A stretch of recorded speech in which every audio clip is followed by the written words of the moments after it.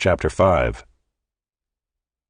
As soon as all the kings of the Amorites who were beyond the Jordan to the west, and all the kings of the Canaanites who were by the sea, heard that the Lord had dried up the waters of the Jordan for the people of Israel until they had crossed over, their hearts melted, and there was no longer any spirit in them because of the people of Israel.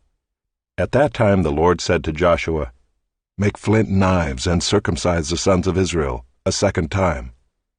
So Joshua made flint knives and circumcised the sons of Israel at Gibeath-haaraloth. And this is the reason why Joshua circumcised them.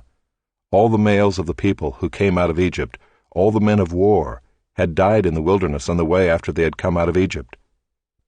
Though all the people who came out had been circumcised, yet all the people who were born on the way in the wilderness after they had come out of Egypt had not been circumcised.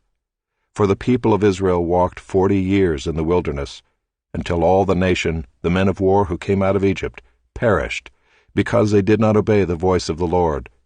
The Lord swore to them that he would not let them see the land that the Lord had sworn to their fathers to give to us, a land flowing with milk and honey. So it was their children whom he raised up in their place that Joshua circumcised. For they were uncircumcised because they had not been circumcised on the way. When the circumcising of the whole nation was finished, they remained in their places in the camp until they were healed. And the Lord said to Joshua, "Today I have rolled away the reproach of Egypt from you." And so the name of that place is called Gilgal to this day. While the people of Israel were encamped at Gilgal, they kept the Passover on the 14th day of the month in the evening on the plains of Jericho. And the day after the Passover, on that very day, they ate of the produce of the land, unleavened cakes and parched grain.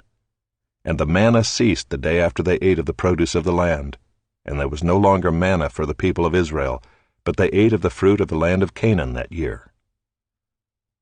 When Joshua was by Jericho, he lifted up his eyes and looked, and behold, a man was standing before him with his drawn sword in his hand. And Joshua went to him and said to him, "Are you for us, or for our adversaries?" And he said, "No, but I am the commander of the army of the Lord. Now I have come." And Joshua fell on his face to the earth, and worshipped, and said to him, "What does my Lord say to his servant?" And the commander of the Lord's army said to Joshua, "Take off your sandals from your feet, for the place where you are standing is holy." And Joshua did so.